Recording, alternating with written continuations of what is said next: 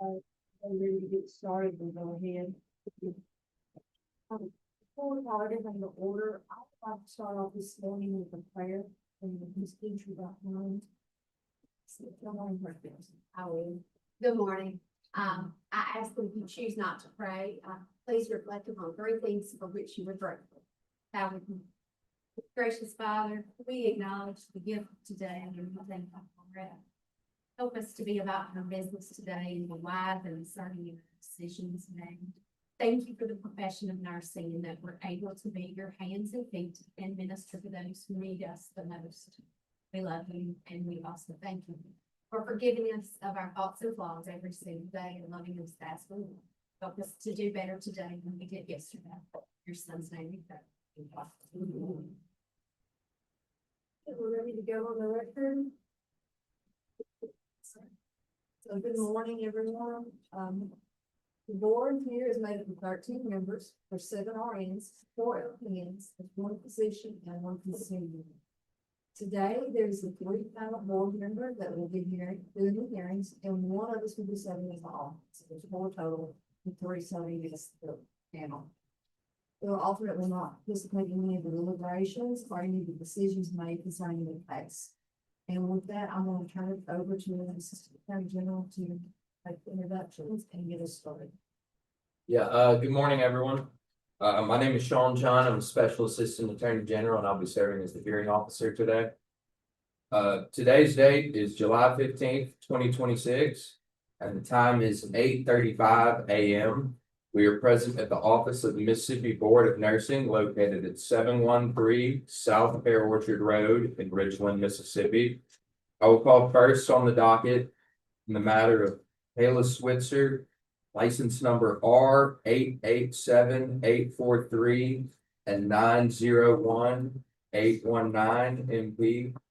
Cause number 2024-1503. This is a disciplinary hearing. As I said, I'm the Special Assistant Attorney General, and I will be serving as the hearing officer today in the matter. My role during the course of this proceeding will be to rule on objections to questions or evidence raised by the parties, to see to the orderly process of proceedings, and to ensure that the proceedings are conducted in accordance with the applicable laws and rules. This is an administrative proceeding and is not a court of law. So the formal rules of evidence and civil procedure that govern proceedings in a court of law do not apply to today's hearing. However, I may use both as a guide when ruling on objections or evidence introduced, but I am not bound by either during this administrative proceeding. At this time, I ask the members of the board hearing panel for this case to introduce themselves for the record and to identify the member of the hearing panel who will serve as the alternate and will not participate in either deliberations or decisions by the board here. Lee Walker. Randy Clinton, I'll do all. Lacey Gentry. Beverly Oliver. And will the attorney representing the Board of Nursing please state their name for the record? Alexis Miller. Is the licensee present? She is. And I see you're represented by counsel. Yeah, Sandy Sanford, Cassio Sanford, government law group. With Switzer.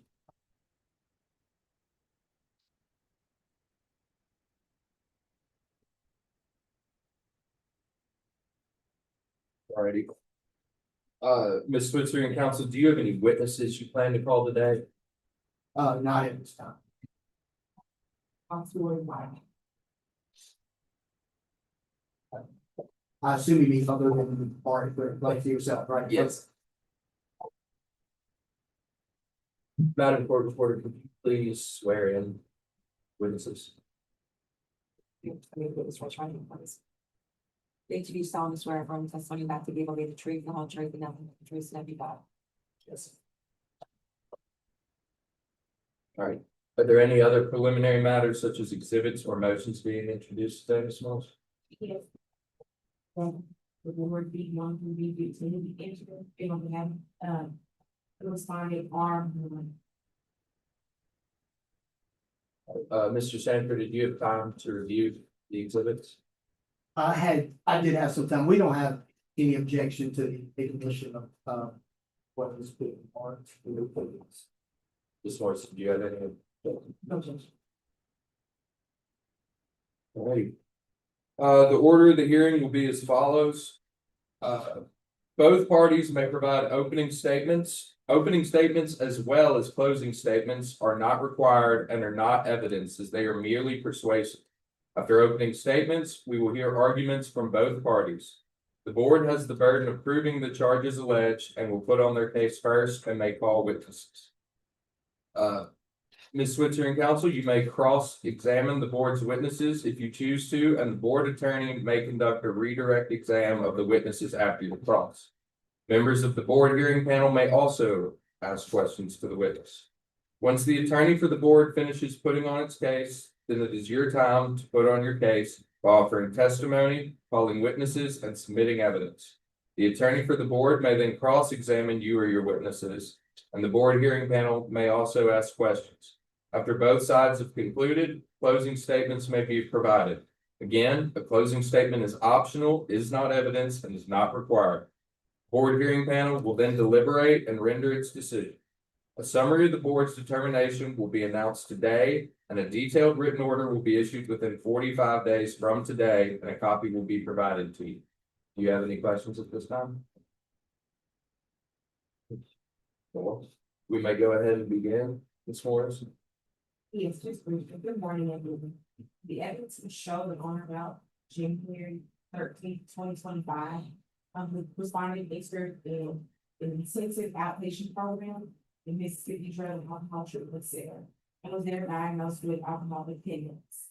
During treatment, the respondent acknowledged that she was in fact recovering from alcoholism. Evidence will further show that throughout the program, the respondent tested positive for THC, marijuana, a few times while in that program. As a result, she was specifically instructed not to use opioids or THC/CBD products while participating in that treatment program.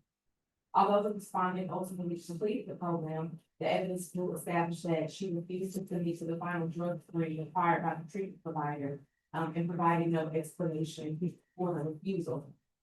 Through the testimony of the board's investigator and other evidence, the board will establish that the allegations contained in the complaint, including that the respondent was diagnosed with alcohol dependence and failed to comply with the treatment plan, established to address that condition.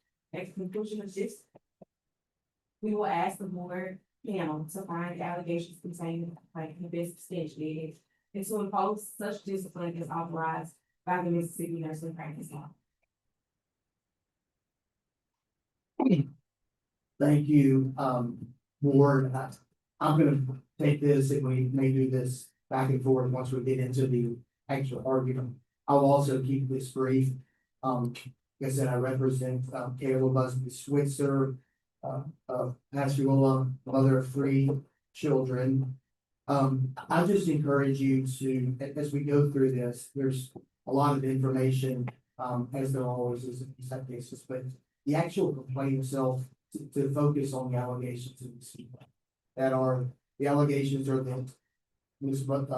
Switzer is dependent on alcohol and drugs, and that Ms. Switzer, demonstrated unprofessional conduct by practicing under the influence of alcohol and drugs. And I think if you focus on those 2 things, there's just not evidence to support that. Ms. Switzer's not having any alcohol or drug or no drug, forget drugs, no alcohol whatsoever in this calendar year. As far as that's right, insurance almost 7 months in.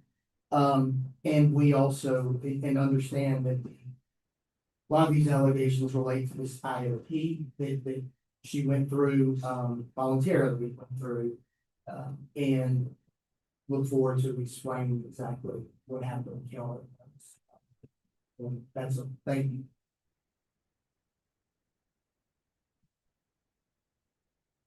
Ms. Morris, you may call in first for this. It said your name in the correct place and we voted for that. Really, Natalie, can work here at the Mississippi Board of Nursing. How long have you been employed? 15 years. You briefly describe your duties as the investigator. The 2 allegations that are presented to the board to see or violations that the nursing practice about. And is that for nurses, nurse practitioners, like what is your advanced practice licensees, best practitioners, certified, lines, CLMs. Alright, for looking at case number 2024-1503 involving Kayla Switzer. Yes, Did you participate in the investigation of this matter? yes, Did you review the records and documents maintained by the board during this investigation? yes, Have you returned now to MSBN two? And identify that document. this is the licensee, it's the nurse information. And according to this record, which were holidays, and license. Yes, she, And, excuse me, when was these so first license days? it's a nurse practitioner, she was licensed October 24th, 2016. Ms. Art Yang, March 25th, 2001. Please turn with me now to. What has been marked? As B5 or MSBN 19. And identify this document for the record. You violate the notice of hearing. What's the date of this? On this one, it's December 1st. So the notice for the date of the hearing is Wednesday, July 15th, 2026, 0:30 a.m. Well, turn it to page 10. Identify this document. This is the complaint, The next to me. nurse practitioner Switzer. And please read the charges against Ms. Wilson to the record. Charge one, responded is addicted to or dependent on alcohol or other habit-forming drugs, or is a habitual user of narcotics or barbiturates, amphetamines, hallucinogens, or other drugs having similar effect, or has misappropriated any medication. Charge two, responded engages in any unprofessional conduct as identified by Zor in its rules, namely practicing the profession while under the influence of alcohol or other mood altering substances. It's evidenced by non-compliance, the treatment plan for substance abuse disorder violation. 30 Mississippi, 30, part 20. Now, if factual allegation of the court of charges. Yes. We don't have a good chance to. On or about January 13th, 2025, responded began intensive outpatient treatment of Mississippi drugs and alcohol treatment center in Biloxi. Respondent was diagnosed with alcohol dependence. According to respondent's medical records, she stated that she was recovering from alcoholism throughout the program. She responded to a test positive for THC marijuana. Respondent was told not to take opioids and use THC CBD gummies on or about March 3rd, 2021.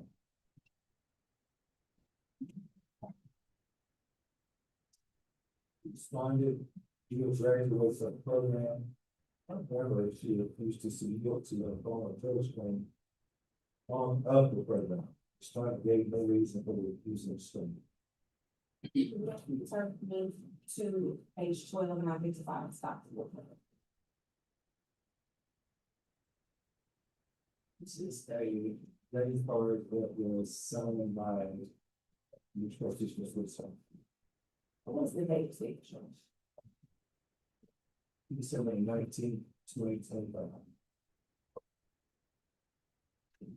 And this one said he's listed. Yes. That will turn me to MSBN 16, we've been marked as B6, we got this about this document. You can report that for them.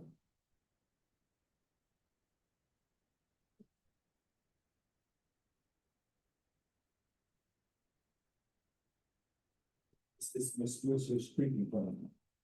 And when was this sensor admitted into treatment according to the stop?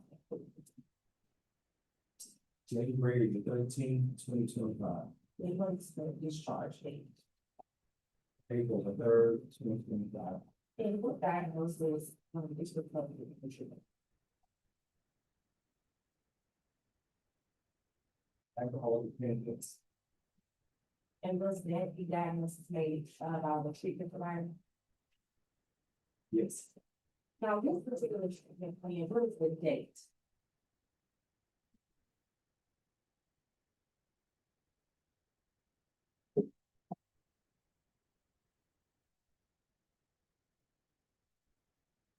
January the 27th, 2025. And what treatment recommendations were made by the provider on this particular time?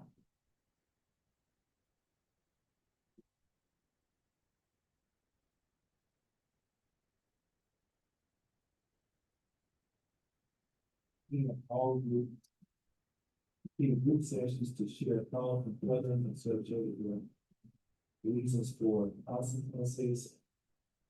Feelings about and alternatives to addiction. Next one. Assign the patient to attend group sessions to facilitate the patient sharing causes or consequences and feelings about and alternatives to addiction. Frequency, duration, 3 hours, 3 times a week.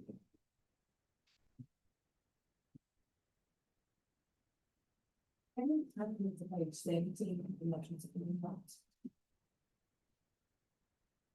Go down and read what is listed under definitions of what that is. Six, failure experimental in the process, endorsing for those doing the struggles to cope with the stress without using alcohol. Yeah. There are a bunch of notes, so I want to make sure that you get a couple of folks with it. So it would start with you now to page 53. We'll be marking 39, then I'll just find the stop.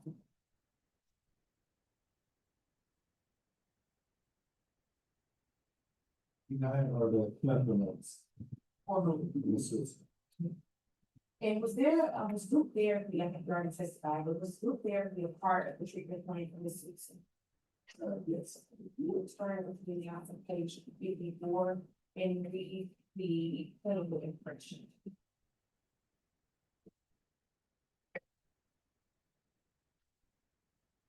clinical impression, client's first session. She introduced herself to the group as a nurse practitioner who is currently doing her divorce from the narcissist. And she is recovering from alcoholism. Other group members introduced themselves to her.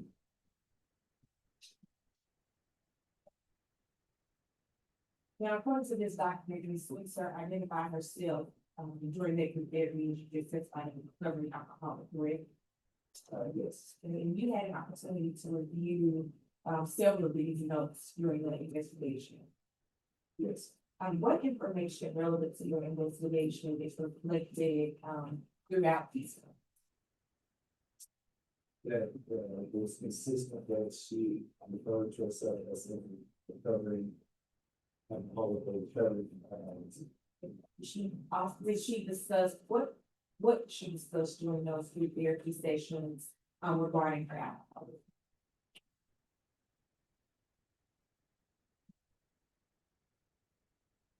As far as your investigation. She acknowledged that she used alcohol, she was going through a divorce. And she didn't mention she was a nurse practitioner. Turn with me now to page 101.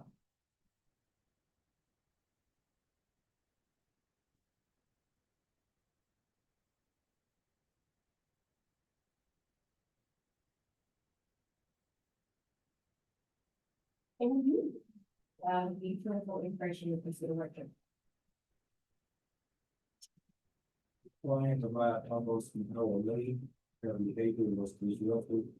So much that the other clients asserted that she seemed like she was under the influence. even though she had a negative drug screen, she explained that she had been to the hospital on Sunday due to extremely low blood pressure. She still felt out of it. Therapist had to check in with the nurse to assess the wellness before she could leave. What's the date of this? March 3rd, 2025. Now, please turn this meeting now to page number 16. And review the voting question.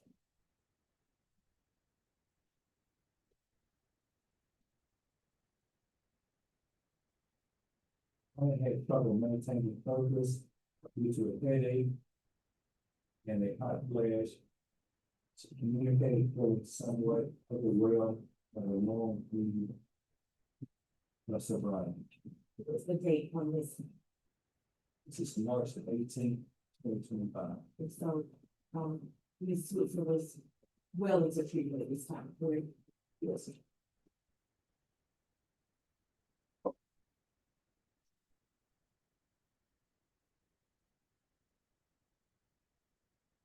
Yeah. We'll also turn you to page 126.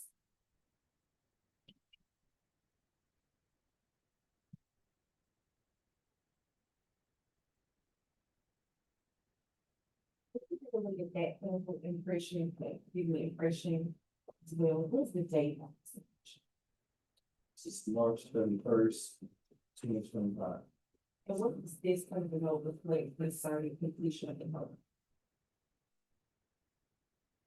When I graduated, but refused her final drug screening, even after being told that it will be reported to her attorney. Client gave no reason or rationale for refusing to test.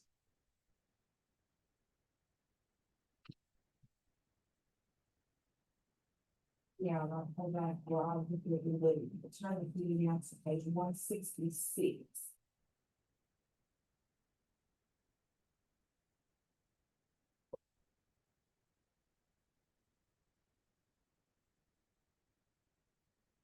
I did want to the market video learning. It was nurse practitioner Swisher's discharge and And what was the respondent's diagnosis as of March 27th of 2025?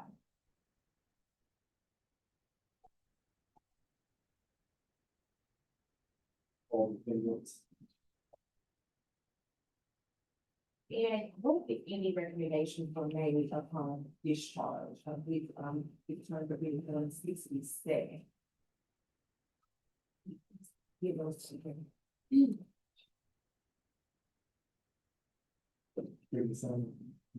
Yes. Okay, so. Client has whether he divorced so far without relapsing, but a chronic shame is highly sensitive to stress and anxiety. She depended on buprenorphine for pain management relating to her past injury. As catalyst in denying any problematic reliance on it. This often led to defensiveness. Anytime the possibility of abuse potential was discussed.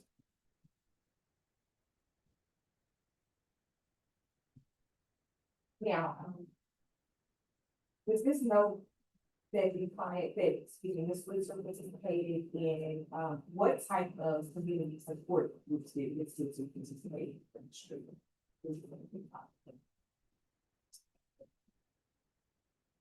Celebrate the family, let's be smart with everything. Yeah. So, to page 38. We discussed Ms. Wilson's clinical notes, I want to pay attention to, what actually going to ask you. What is the note on page 38?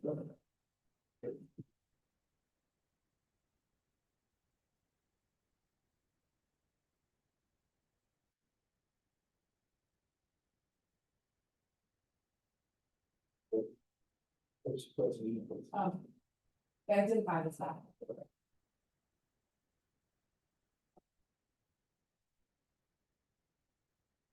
It's gonna be the labs, drug transform here. And is there a date of this particular lab? What's the one of this? It's gonna be January the 13th, 2025.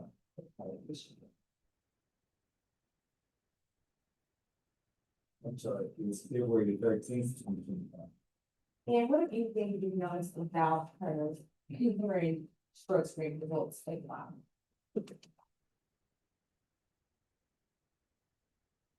It's the positive or, You will turn with me to page 40. And I need to find this document. it's another year investment. And what is the date on this particular drug screen? This is February the 18th, 2025. And what, if anything, did you notice on this particular drug screen? He tested positive for buprenorphine, Are there any other positive results? THC, marijuana. Turn with me to page 42. To identify that document. This is another drug screen, And what is the date of this particular drug screen? February the 20th, 2025. And what if anything did you notice about the results of this drug screen? This is positive for oxycodone and then THC marijuana. I'm starting to read for page 44. Identify this document. This is a drug screen, And what's the date of this particular? February the 25th, 2025. And what if anything you notice about the results of this drug screen? It's positive for THC, marijuana, and buprenorphine.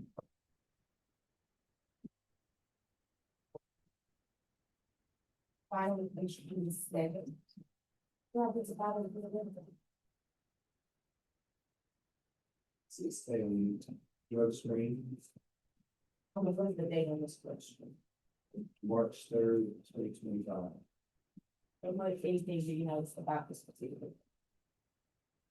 It's positive for buprenorphine. Now, as a part of your investigation, did you ever have a conversation with Ms. Switzer regarding the allegation against her?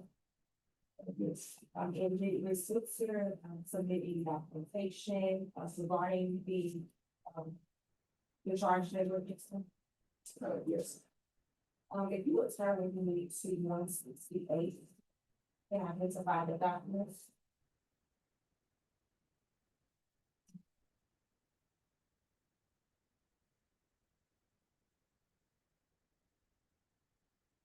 This next section was statement or response to the board, the allegation that was. Did you review this statement in the your investigation as well?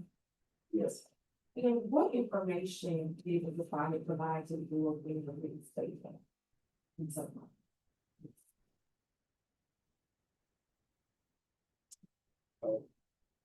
paraphrasing, she said that she's never brought on the job, she's never had any disciplinary actions in this license, never had any problems with law enforcement. That's it. I have never been charged, arrested, or disciplined in any way, shape, or form, any wrongdoings. After 15 years in the field, my well life and respected by my patients and peers. I've never drunk on the job or taken any medication. It was not prescribed to me. Years ago, I received a phone call when an elderly patient that I had visited in her home could not find the pain medication. Patient had advanced dementia. My manager asked me to take a blood test to prove that I do not have a medication system, which I did. The results were negative. Still work with the same company today.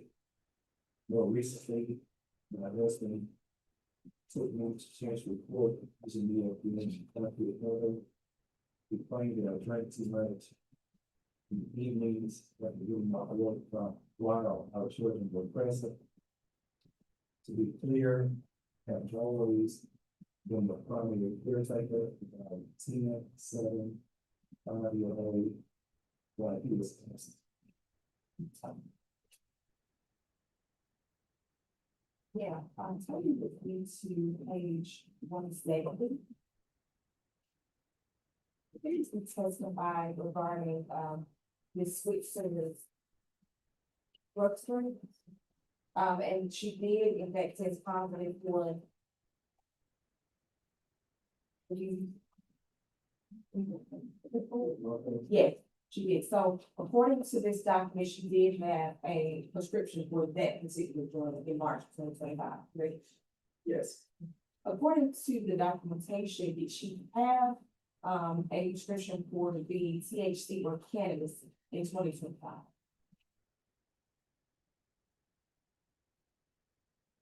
no,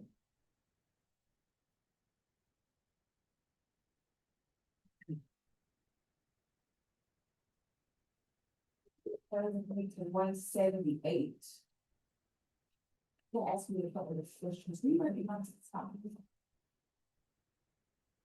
We can do mark this to 2015 for the paper.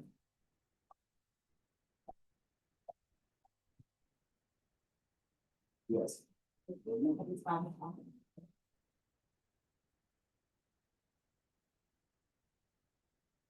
so you 14 will be 15. 15, which is page 170, yes.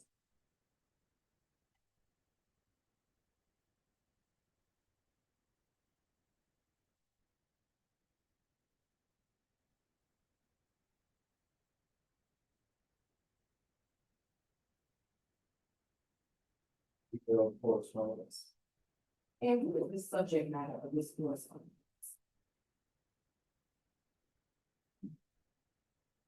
All from licensing individual.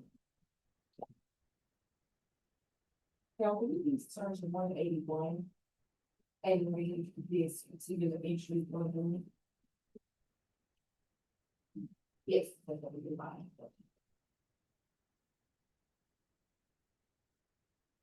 Have been in the Lake Guardian roundtable today. Which check voicemail. And another voicemail from Taylor Spitzer. She called this afternoon to say that she is being discharged from Magnolia Jail Addiction Wellness Center and needs to let it go today. Said she is being discharged from Suboxone, Suboxone from Magnolia Jail. With a license number 901-819. And what is the date on these particular events? It's April 29th, 2026.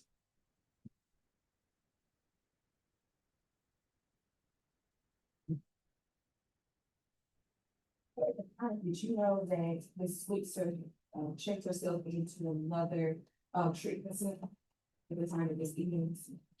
That- Did you learn that, I guess, after reviewing the documents? Correct. Based on your investigation, review all of the information, the notes. For the application and the complaint supported by the record of documents, in your opinion? Yes. I'm going to consider the witnesses. Just 1 second.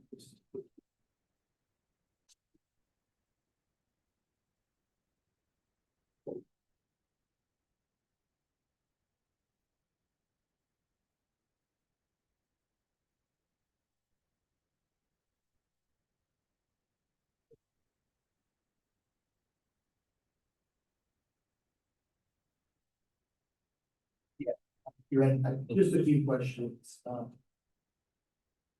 for the witness. The IOP that you discussed from January 25 till beginning of April 25. Do you understand that that was a voluntary program that Ms. Switzer checked herself into? Yes. And we talked, you can discuss the exhibit D6, which was a treatment plan. That treatment plan was the same IOP that ran for January to April. They're not two different things, same either. Yes, sir.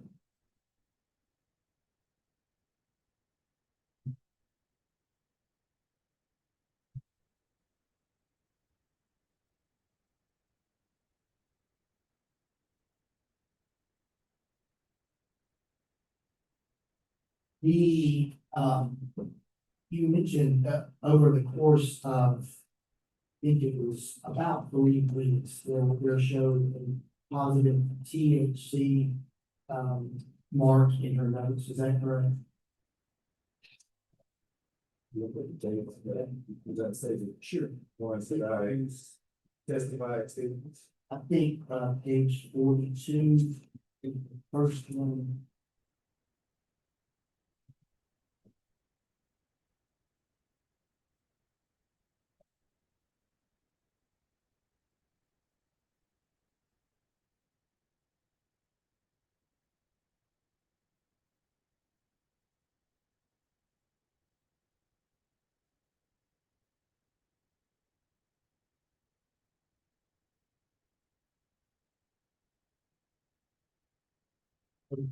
Yeah, if you look at page 40, I believe it's February 18th, 2025, and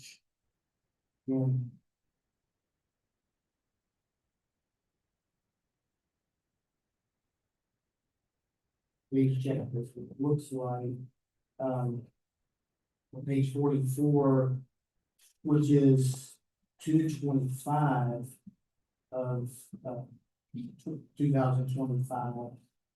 That was the last dealership possible. Which, just let me know if that's wrong.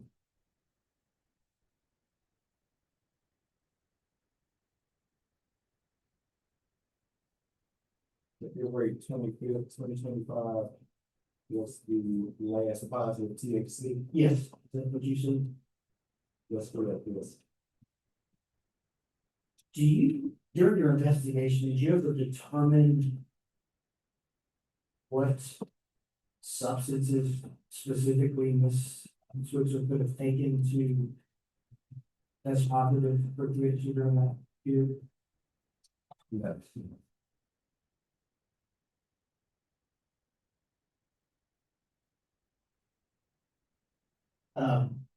You read out a note, I believe this was on page 126 in the notes that at discharge, Ms. Switzer completed the IOP but refused to take the final drug test. You recall that?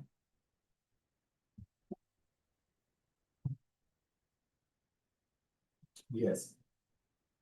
During your investigation, did you ever find out any reason that she gave at the time for not taking that drug test?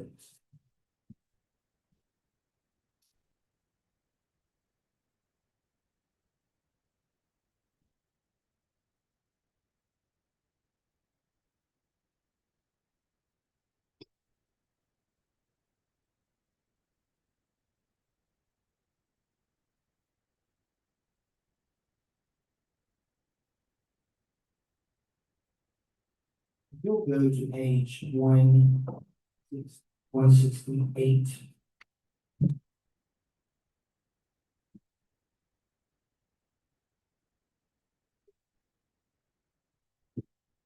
This is the statement. This was a statement, made by Ms. Switzer. You see that document? Yes. And you summarized this, and I think you stated these 3 points, that are there. All set in the middle, where she said, I've never gone over the job, I've never had any disciplinary actions against my license, and I've never had any problems with law enforcement. Do you see that? Yes. During your investigation, did you find any evidence that she was not telling the truth about those things? No.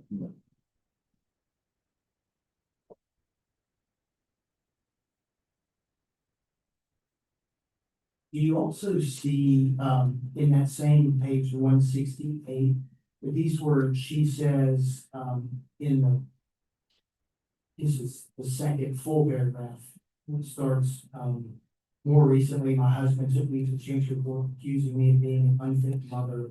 He claimed that I drank too much in the evenings after getting off work while our children were present. You see that? Please? Yes. Okay. And those are Ms. Switcher's own words, right? Correct. Would you turn over to page 185? And I will represent to you, this was an email from Ms. Switcher's now ex-husband, to the board in this case. And do you see where he writes, this week, at no point have I ever known or suspected he was under the influence of alcohol or any substance while performing the job as a nurse. Jobs as a nurse is very important for her professionally, and your our children financially. I do not believe she has or ever jeopardized her position with alcohol or any substance in the workforce. Do that?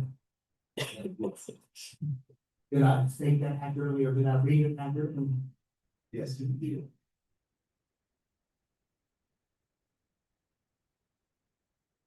Do you have any knowledge during your investigation or any evidence to show that Ms. Woodson has had drank any alcohol since the beginning of 2026, in the last 6.5 months? No. Do you have any evidence or do you have any knowledge that you learned in the investigation that she's taken any non-prescribed pharmaceuticals in that same time period, during 2026? No.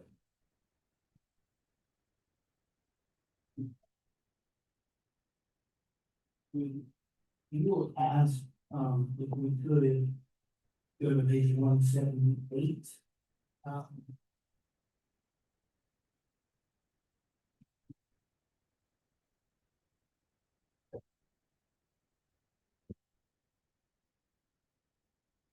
178, you asked on email correspondence,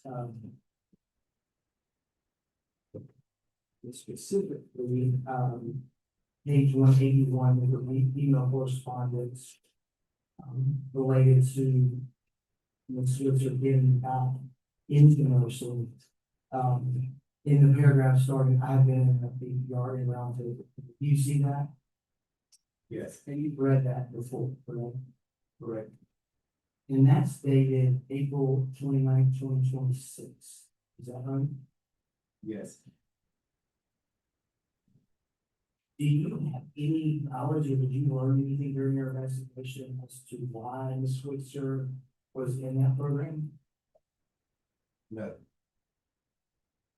So if we were to ask you that, or if I were to tell you that she checked into that voluntarily, even though she wasn't drinking or using non-prescribed drugs during that time, you would have no reason to dispute that. No.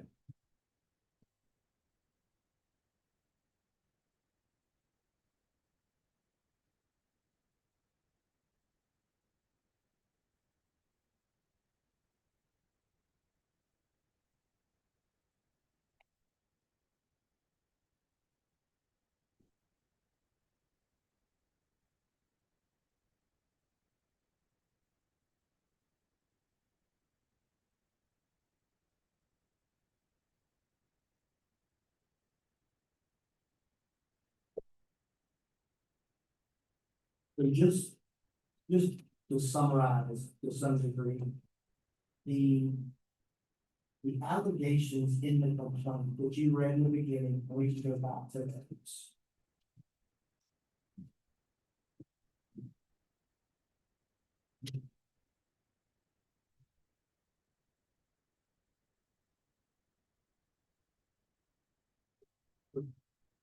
Page 10. Allegations in the complaint, let's just, if you take a second just to read over those allegations.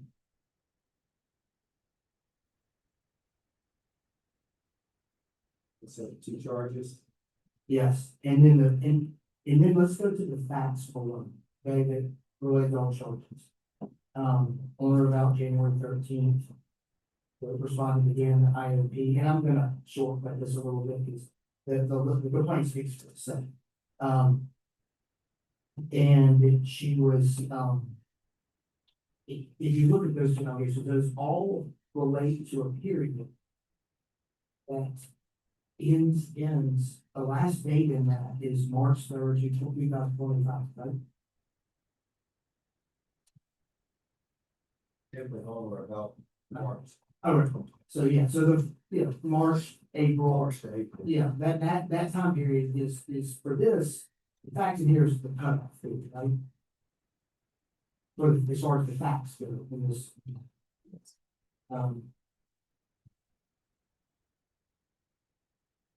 And you're not aware, you said you were, any issues that Ms. Switzer has had with alcohol or non-prescribed drugs since the end of the IOP, is that right?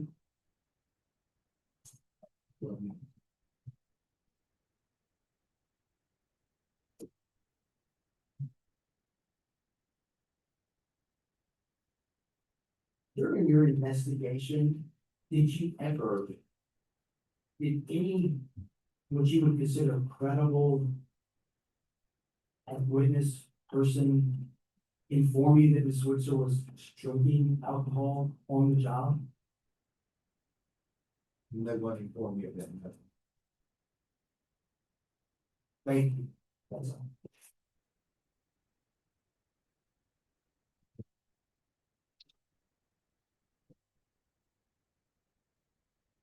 Part of that you would read page that you are aware. On charge two, I think you previously testified that IMP was volunteer, so before you stated that the IMP was volunteer, correct? Yes. Reading charge two, if you read the second portion of that, charge starting with name. And practicing fashion while under going alcohol, other new altering substances. Is evidence by non-compliance with the treatment plan for a substance abuse disorder.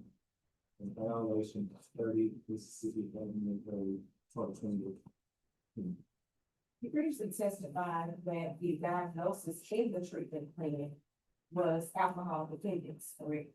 Yes. And that rule doesn't say before human IOP plan, correct?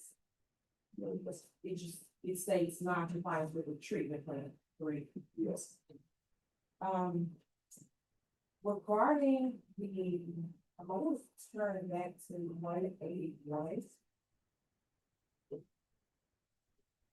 I believe, council asked regarding the treatment for Magnolia Bill addiction wellness center.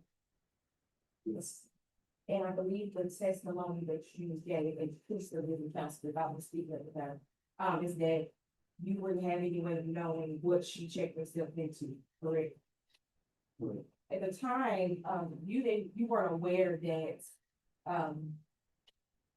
Ms. Switzer was in this program, correct? No, I was. Did you get to review any documentation from the discharge, from the program? Yeah.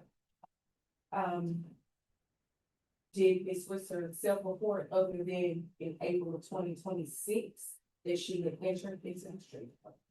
Yeah. As you were made aware that she was in this program after the initial investigation, correct? That's correct. So you were telling the truth that you wouldn't have known whether or not she was in this program for alcohol use, correct? That's correct.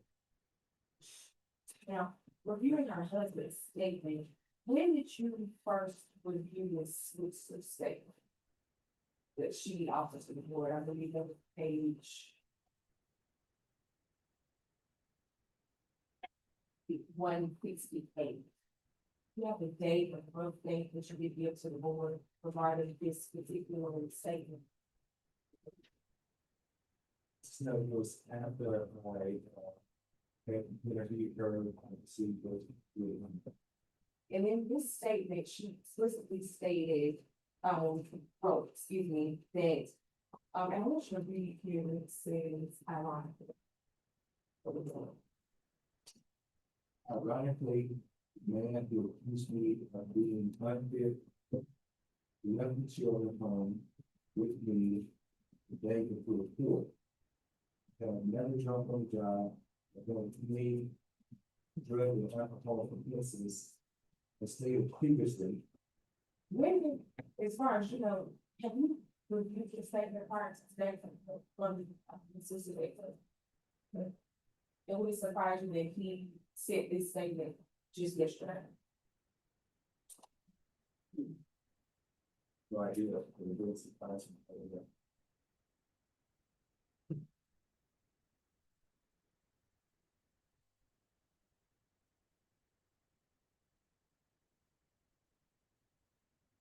That's it, it makes sense. Does the board have any questions for Mr. Wiley? You, Mr. Wiley. If you will. Turn to page 20, please.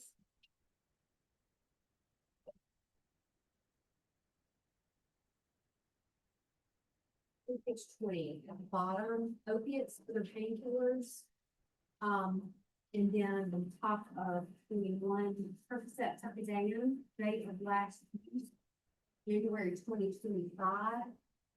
See what I'm referring to?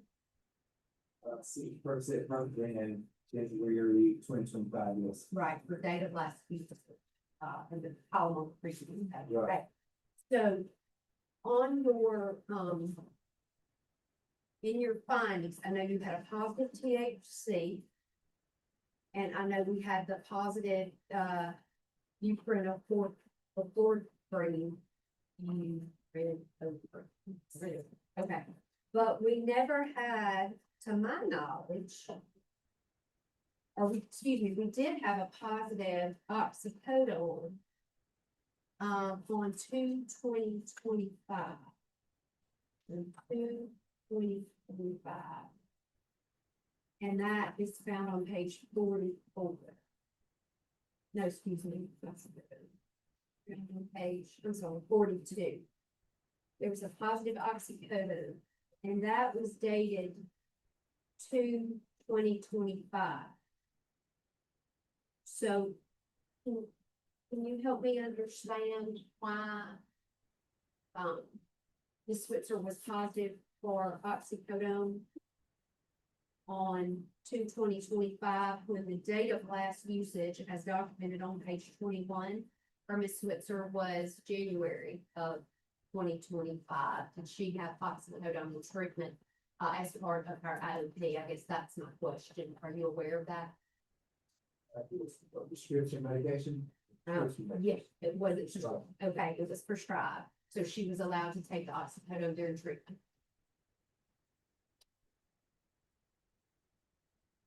I don't want to make an assumption, but if it was prescribed to her. You gotta say yes. Okay, so that did not flag on the positive for the oxycodone. That was not one of your concerns. It was just the THC. Yes, January was positive for it, but she violated the program.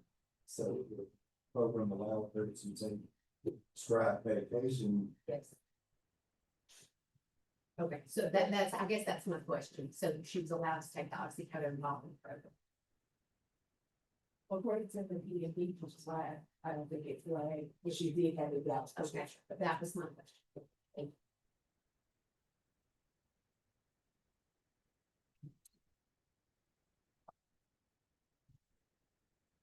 you. Any other questions? from the board? Mr. Wiley, you were excused as a witness. Ms. Morris? I rest this. Yep.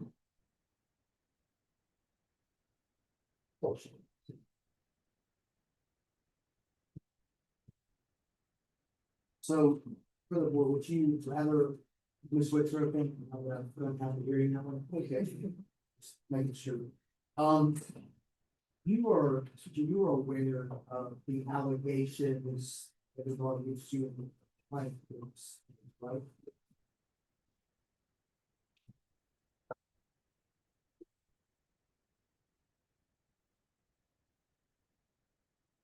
And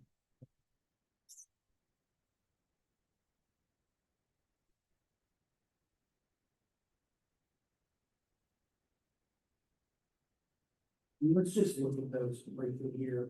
George Williams, if you were the big book two or the boom, having fun as well.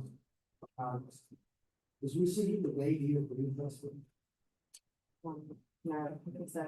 do you work, and when you mean sober, what do you, how? I've been silent from all substances. Mind altering substances, I should say, since January of this year. Okay. In charge two, have you ever used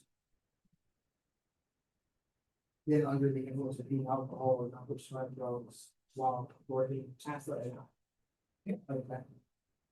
And you see the piece where it says, that you could be non-compliance with the treatment plan for substance abuse disorder, you violate a public code of the nursing rule, you see that part? And you have a you actually have a reason, Yes. and we'll get to that. And then the facts below, we will get to those as well. So, you're in there, how long have you been licensed nursing, please? 16 years. And what is your nurse? Do you hear everybody? There we go. 16 years. And what is your nursing license, what type of license? Have a black APR. Your family. Have you ever done what you're doing today, been before a disciplinary hearing of the board? No. Any other disciplinary actions whatsoever liable, state specific, or related to your license? Yes. Okay. What type, like, what type of nursing, like, what's your typical work environment? For the past, since my oldest child was in first grade, who's going into seventh grade this year, I have been in home health because, my ex-husband traveled a lot for work. So I took a step back and went part-time and do home health visits for my schedule, so I can attend all their school functions. And how many kids do you have? 3, 12, 9, and 6.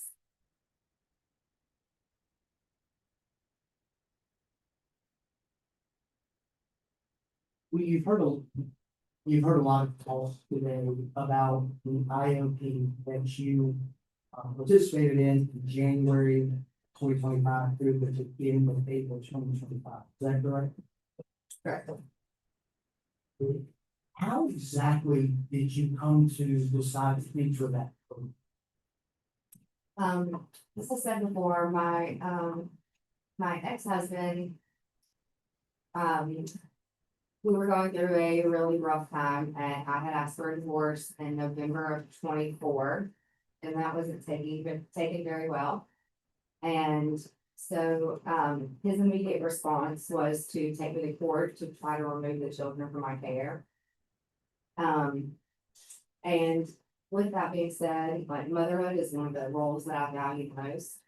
And the commission,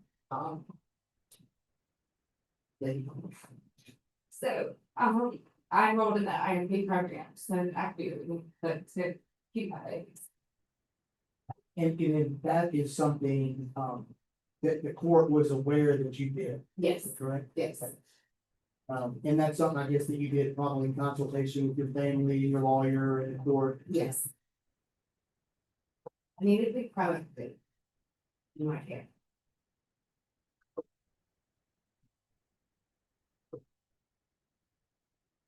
Now, the IOP, so how, not just tell us generally how that worked. It was, So IEP, yes, when you entered, this is my very first time to be in an IEP program, but, we were a close group, about 10 people. Max, we met in a group setting 3 days a week for 3 hours from 6 p.m. to 9 p.m. Did group therapy, individualized therapy, we were doing random drug screens once a week. I will say with that program in particular, and I know they brought up the meetings and smart recovery. that program that did not push the AA and smart recovery meetings as much as, I would like, but I was not really introduced to those kind of things during them, but yes, we met for group therapy, would say 9 hours, and I did 30 sessions of those 3-hour nights. Okay. And throughout that process, you took different substance tests along the way, is that right? Yes, You mentioned, it was mentioned and brought to the attention of this group that there were THC positive tests over to you. Right. You remember that? Can you explain to the board, what, what that was about, what happened there, just, sure. So I will back up. In 2008, I broke my neck. I fractured a C4 in a diving accident. And so I have chronic whiplash. And during that time, my pain management doctor and I were discussing different options that we could do, and I did take some CBD gummies. And that's where the positive THC test comes from. We did further investigation into that, where my levels were monitored, because what the standard procedure is, if you have a positive drug screen, that is then repeated the next day. And then sent off to labs for a more detailed numerical number for that. And so the CBD gummies are what was taken. I brought that to my IOP director, showed them the picture that it should be in my chart from that group. I know my numerical number came back, and I am not well versed on the range of those THC numbers, but I know it came back as a 74 or a 73, low 70s.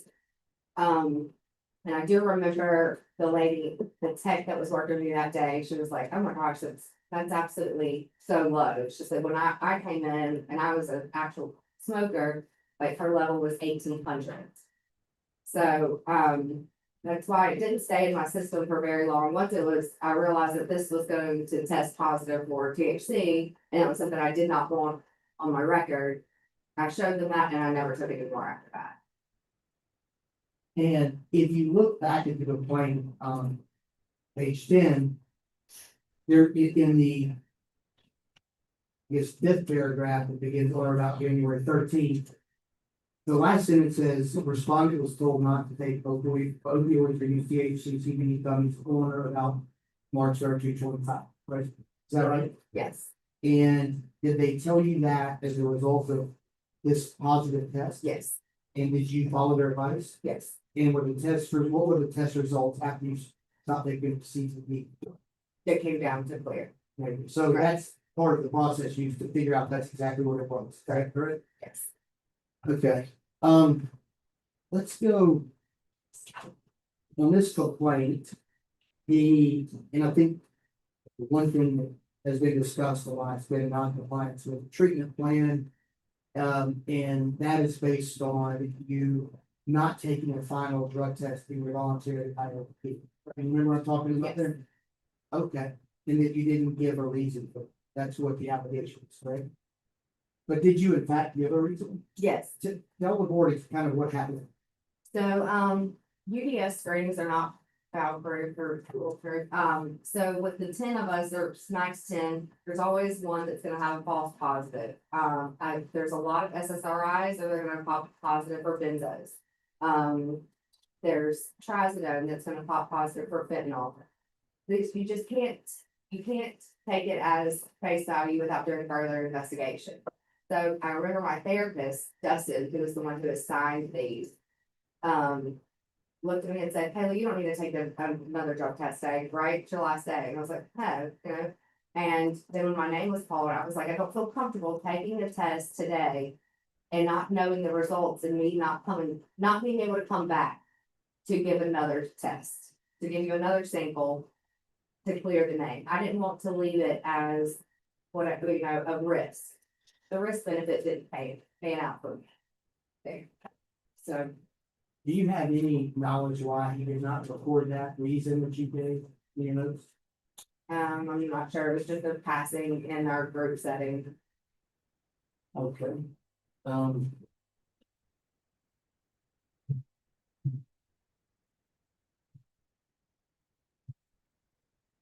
It had only been a few days since I had taken my last drug screen.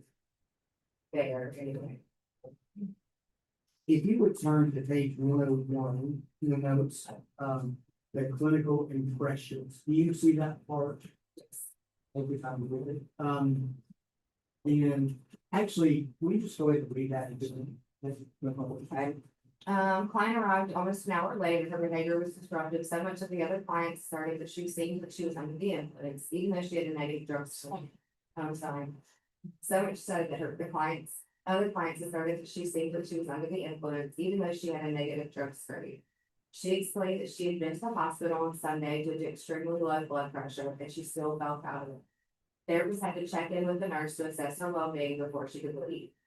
And they did, they rechecked my blood pressure before I left to make sure that I was safe to drive. And is there anything else you can tell us about that situation at time and what was happening? Yes, so for the past, since around COVID, I've had some episodes of extremely low blood pressures. I see Dr. Quintana in Pascagoula cardiology for it. I have not received a full diagnosis, but everything's kind of pointing to POTS. But I had an episode that Sunday before where I was feeling very weak and out of it, and my parents ended up taking me to the hospital. I got there, my blood pressure was 60/40. And it hung there for a while. I was received 2 boluses of normal saline. And 5 hours later, my blood pressure was still only about 84/60 on discharge. So if anybody's ever had hypertension, feel very weak, fatigued, slurred speech, even, you seem drunk when your blood pressure is that low. And that's what was going on. And they asked me why I even came to the therapy that day. And I mean, this was important to me. And I felt like I was okay enough to get there and participate because it had been the day before. But there are hospital records from Singing River Hospital from the day before that too, that have all of my blood pressure readings and treatments. It's caused syncope events for me too. I've even had meniscus surgery from a fall.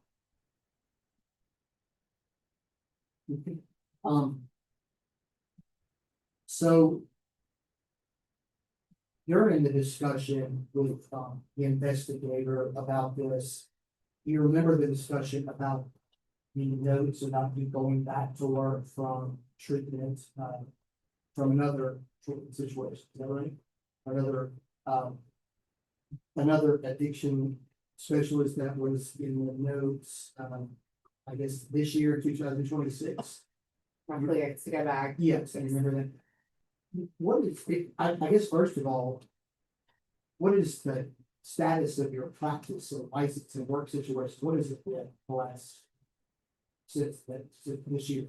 So because of my admission to the treatment centers, my job has held my job there and fully supported me on my recovery, and are ready for me. Actually had emails from them this week because I needed the last clearance to go back to work, which I recently got a couple of weeks ago. So they're ready for me to come back to work.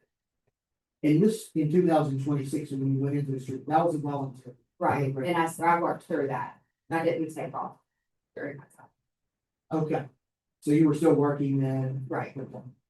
And it's through the voluntary program you did in 2025 and the voluntary program you've done in 2026, is that helped equip you, put you in a situation now where you've not had any alcohol or non-prescribed pharmaceuticals in calendar year 2026?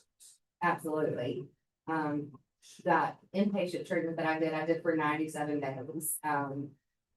And that's where the programs that I was kind of referring to, this program really did incorporate your smart recoveries and your AAs. In fact, I never heard of smart recovery until this year. So that was the first one I'd seen it mentioned. And then I voluntarily again did another IOP after my discharge from my intensive or my inpatient treatment. And that's what I just graduated a couple weeks ago. As you sit here today, having voluntarily gone down these paths for different reasons, you feel prepared, equipped, and ready to practice nursing in the ordinary course of nursing? Yes. Okay. So anything that you'd like to discuss that I have not mentioned, that I have not asked you? In reference to the emails that I, or the calls that I made to the board, while I was inpatient, that was mainly trying to be completely transparent and making sure I do everything to be in good standing.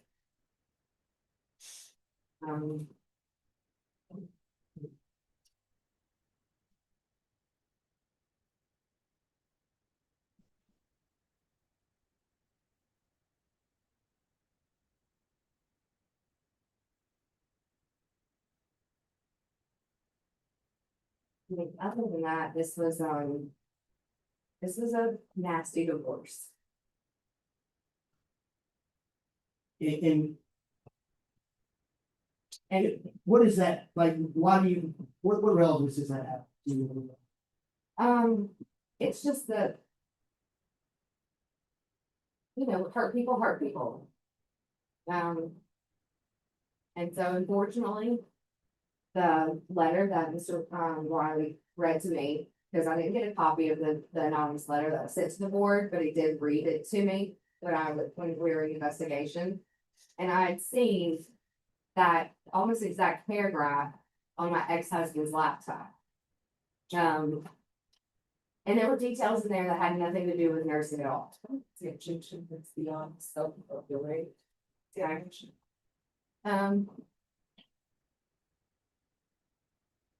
It's just, okay, because it's speculation, Well, don't speculate. Yeah. Well, I mean, if there's something that you know or you believe, let's do it relevant to the decision makers, then do it, then mention it. But I think, just to summarize, that the divorce can be tough, and I mean, I think in some cases you feel like it can be weaponized sort of systems. exactly, Okay. yes, but Is there anything else you'd like to say to the board right now, or help the board out? I assume we'll have a closing statement. When we will, anything factual?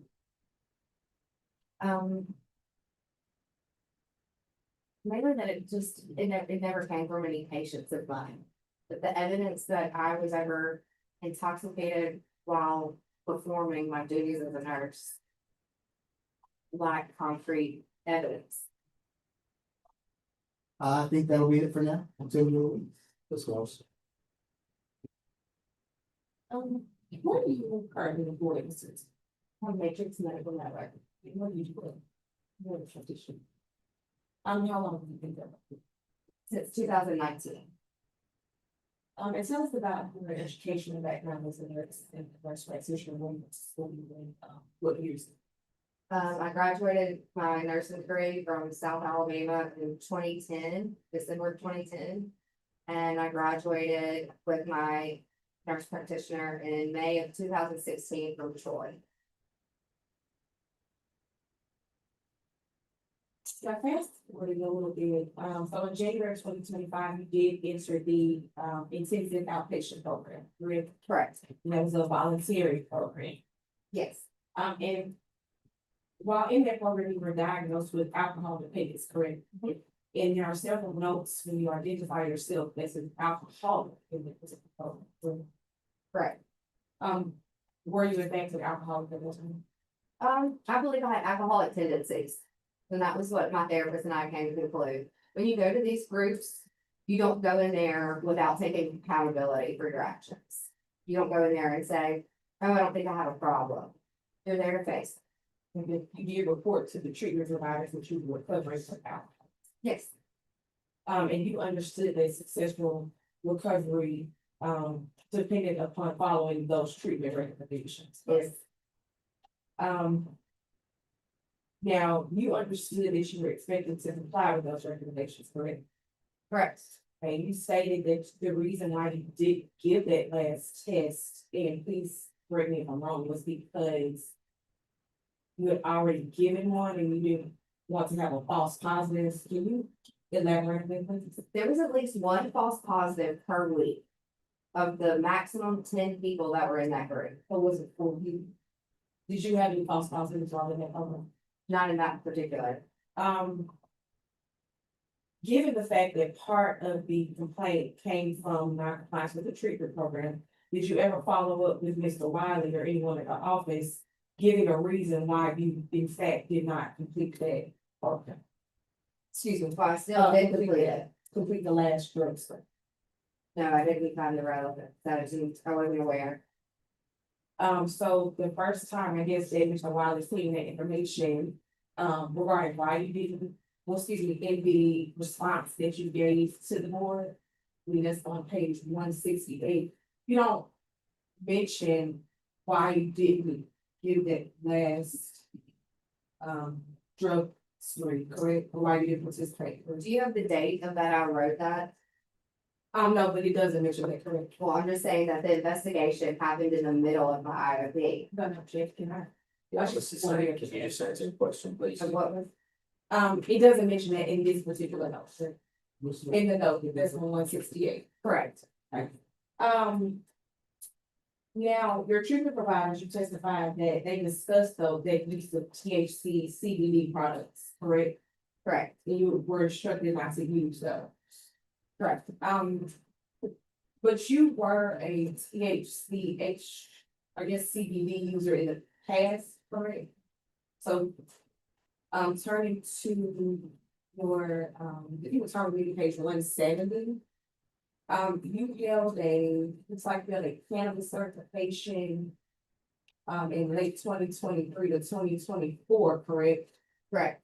At the time, did you understand that those CBD gummy products, could likely test positive for THC? No, Even given the, I guess, substantial prescriptions that were filled for the cannabis. You had no idea that those gummies would, I didn't think Because- CBD would, a CBD bomb would do that. and you tested positive, I think you did explain that, with THC on more than one occasion in it, okay, right? Right, because it does take a while to get out of your system. And you understood that those results, even for whatever reason, were inconsistent with the treatment recommendations that you had previously been given, correct? They actually said that after the drug test was positive.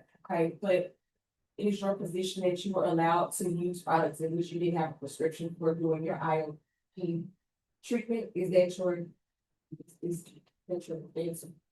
I wasn't using CBD as a, I wasn't thinking of that as a prescription. Because you can get that over the counter.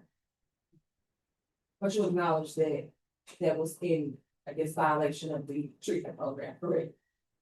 I was not aware at the time. But you And understand. then, yes, I brought them the picture, or I brought them the jar that the gummies, and so we had that discussion, and I didn't take any more after that. Is it your position today that you're healed from, or you have recovered from alcoholism? I think I'm always gonna be in active recovery. And, please explain again why you entered the facility, that facility in 2026 of this year. Did they, actually, let me rephrase that. Did you participate in any drug screens or alcohol screening programs while in the wellness program? Yes, Did you submit a copy of those to the board for review? no, I'm not in possession of those.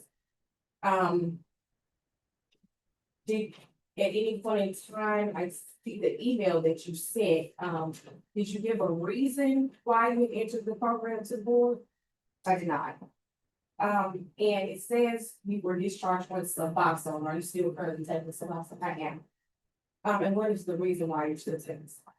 So because of my chronic pain, my pain management, you cannot go into a treatment program on any kind of opioid. So the reason for the Suboxone was for pain. And I'm not allowed to take NSAIDs right now because of I broke my metatarsals in January. And my orthopedic surgeon told me I cannot take those due to delayed healing on my metatarsals. So the only thing that I could take for pain management was the Suboxone. That's what that's what, the only thing they're allowed to give you in those treatment programs, So how long have you been on Suboxone? since I entered that treatment program in Louisiana.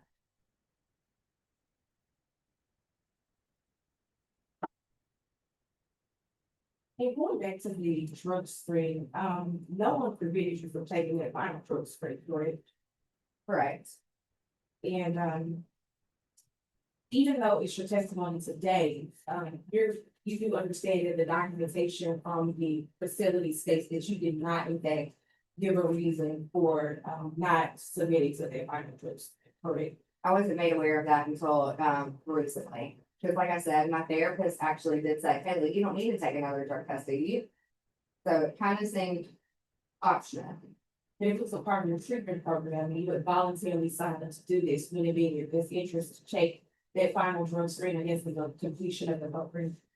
Well, my fear was that if there was a false positive, I was not gonna be there the next day to give another thing. And as a nurse practitioner, you understand the importance of complying with the treatment recommendations, correct? Of course. And you understand that monitoring and accountability are important components of recovery, correct? Yes. Have you attended any AA meetings, NA meetings, since being released from your treatment program? Several. Right, is it a day, explain to the panel how often you attend those? I try to get at least 3 a week. But it just depends on my schedule and my kid's schedule mainly. Do you have a sponsor? I do, And how long do you have a sponsor? since I was in Louisiana, You can give me your names, right? From alcohol. January 31st, 2026. So after release from the facility in April of 2025, you have since consumed alcohol. Yes,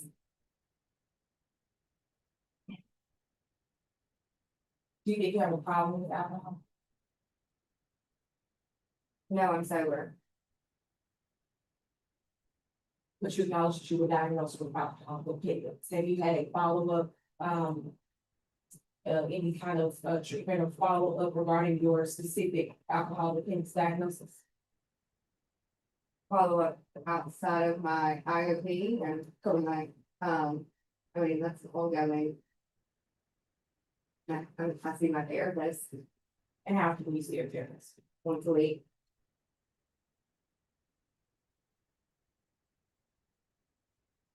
And my IOP program that I just finished, like I just recently finished, that was every day from 9 to 12. And were they aware in this specific treatment program that you had identified yourself as an alcoholic in the previous? Yes.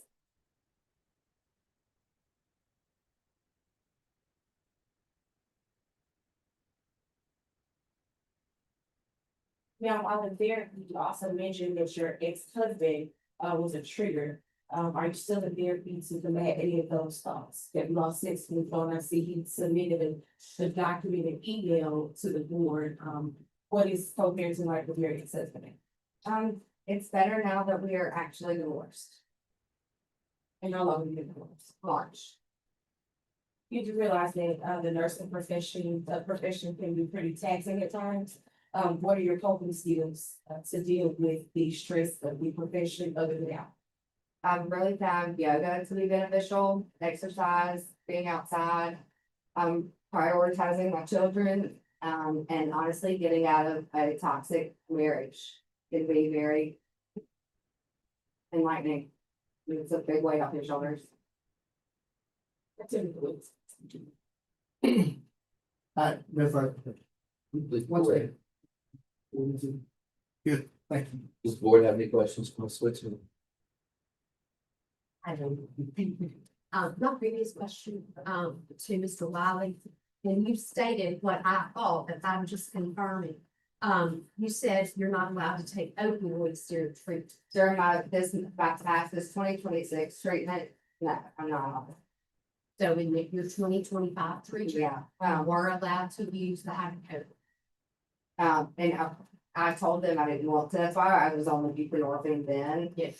But the buprenorphine, they put me on the patch because they didn't, my doctor did not want me to have my ICD-10 coding. Unfortunately, ICD-10 coding for Suboxone is the only opioid addiction, and he did not want that on my record during that time because of the contingency force. So the hydrocodone in the 2025 inpatient was appropriate in your plan of care based on your OP. Just for like a pain, like when a breakthrough pain. Okay, because I was aware of that, but when you said it, I thought, okay, excellent, thank you for that clarification. My other question is, Ms. Switzer. When you, as an in-hand practice, if someone was referred to you for drug testing, if they refuse drug test, what does that denote? I understand now that it looks like you're hiding something.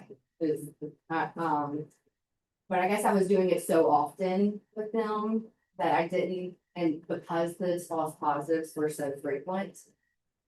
That I didn't want to leave it on a random Monday, it was a Monday, and that I would not be back. How many false positives did you have while you were on treatment? This past trip, several, No, I'm talking about the 2025. How many false positives? did you have? none. Okay, so you made it through all those urine drug screens and you had no false positives, but on the last day treatment, you were scared you were gonna have a false positive. It was just very common. But it, I get it, it wasn't very it common didn't for have to be me. that, right? I mean, as. Well, the CBD did test for THC, and I wasn't on THC either, but I understand, I should have just taken it. The appearance of, and were you aware if you did pop positive and it was a false positive? Could you potentially return to the clinic the next day just to do your drug screen to show that you were negative? I have no idea. You don't, okay. The appearance of that, and we know as nurses that when you refuse a drug screen, that's an assumed positive, automatic positive, but you were aware of that. I wasn't really then, but now I'm definitely aware. Okay.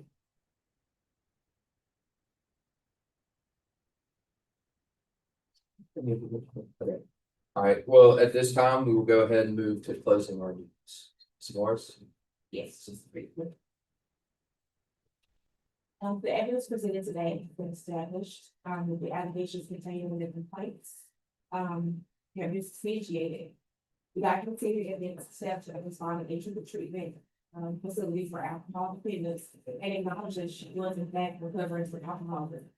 For the course of the treatment, she testified positive for THC, CBD, and specifically instructed to refrain from using opioids and THC, CBD products. The evidence further established that although the respondent completed the treatment program, she refused to submit to the final drug screen required by the treatment provider. The records do reflect that she offered no explanation for refusing the screen. Compliance with the treatment requirements are more than just attendance, requires the adherence to the treatment provider's recommendations and monitoring requirements. Again, this case involves the respondent's failure to comply with the requirements of their treatment. And recently the board learned that in fact, the respondent was in another facility, in a treatment facility as of this year. That was also evidenced by her sobriety date with alcohol as of January 2026. Based on the testimony and documented evidence presented, the board is established by clear and convincing evidence that the respondent is dependent upon alcohol as alleged in charge one and engaged in unprofessional conduct. I feel it's apply for the treatment plan, whether it be voluntary or involuntary, as alleged in charge two. For these reasons, we respectfully request that the board analyze these charges substantiated and impose such discipline as it deems appropriate under the circumstances and Mississippi Code annotated section 73:15-20.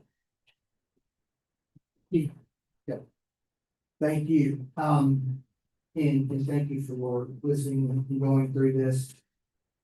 With us today, when we began, I asked you to really focus on the allegations, because anytime you have these investigations, there's just a lot of information going everywhere, so to focus on actually whether she did something wrong or not, and what she's been notified that she did wrong, I think is vital here. We would disagree. I think the evidence shows that in fact, Ms. Switzer is not dependent on alcohol. There is no evidence other than her testimony, I mean, at all about her, current alcohol intake situation. And her testimony is she had any alcohol of 2026, 6 months ago, basically. Everything that we are dealing with here in this case, these allegations, is dating back to over a year ago. Is she dependent on alcohol? We think the evidence shows that she is not. In fact, not only is she not dependent, she's taken affirmative steps on her own. No nurse, no board mandate, no court mandate, to continuously seek help to make sure that she's the best person she can be, which includes proactive treatment for alcoholic tendencies, I should say. I think you would agree that the steps she has taken proactively and voluntarily, probably more rigorous than the volunteer nurse program, anything to be. I mean, she is going to outpatient, she's gone to inpatient, she sees a therapist, she's been drug tested, she's done all this, and yet here we are today, 6 months, something's working for a while. If we look at the second allegation, that she engaged in unprofessional conduct, while practicing profession, let's just start with the obvious. She's been practicing for a lot of years. There's no evidence that any person she's treated has ever had any issue, problem, or suspicion that she has used alcohol while practicing. No. And everything is based on IOP documents and notes. So the idea that she is out there in your profession, representing your profession in an unprofessional way, there's no evidence whatsoever that, in fact, even her ex-husband stated the opposite. In all the years, he had no suspicion that she would do that, and he strongly believed that she would not do that. This really, as far as these allegations go, I think come down to the failure to take insurance. I mean, I think that's probably, if we want to get to the heart of the matter, 2025, and complying with her treatment program, is that she did not take a drug test and did not give a reason. I think she's explained to you that she did give a reason why. We don't know why that was documented. I would, suspect that many of you think that's not a good reason. I think if she had to do it all over again, she would take the drug test. And this was objectively, you've been through this program for months. You've taken these drug tests repeatedly. You learned something along the way about a THC CBD gummy. They've asked you to stop, and it's negative. I don't think there's any reason that somebody, that she in this case, based on all of that, would just decide, well, I can go ahead and do whatever I want, to take whatever I want on the next to last day, and then be scared, and then admit it basically by not taking a drug test. I understand that's the appearance. In this world, we don't take a drug test, that's an appearance. But objectively, I don't think that the facts really line up with the idea that she was hiding us. That she was concerned legitimately of a false positive and not being able to explain it. And she knows now that wasn't the best idea. She probably should have gone back the next day if that was the case and done it. But of all the allegations, I think that's probably what we're looking at. And I think I just don't think there's enough to actually say she has violated the law or she has violated the law. Can she do better? Yes. Has she? Yes, she has taken steps So I would ask you, when deciding this, think about, again, what she is doing herself actively. If she was never here today, if she never here today, she would still be doing this. She's not doing this just for the word. I mean, she's, of course, she wants to be the best nurse, represent the profession, help her patients. But she's done it voluntarily with good family help. And punishing her on license is not going to, it really doesn't serve any purpose. Anything you could possibly do, she's doing everything that she can in her power to proactively stay ahead of it, even though I don't think there's a clear violation. We really do appreciate your support, I mean, your consideration of this, to ask you, to not find her in violation, and if so, perhaps something was crafted for her just to continue doing what she did. Thank you. This now concludes this hearing. I would like to thank all the parties and witnesses for your cooperation and participation in today's matter. So at this point, I will entertain a motion to go into closed session to determine the need for executive session. Great, all in favor? Any opposed? At this point, I'd like to move for executive session for deliberation in clause number 2024-1503. All in favor?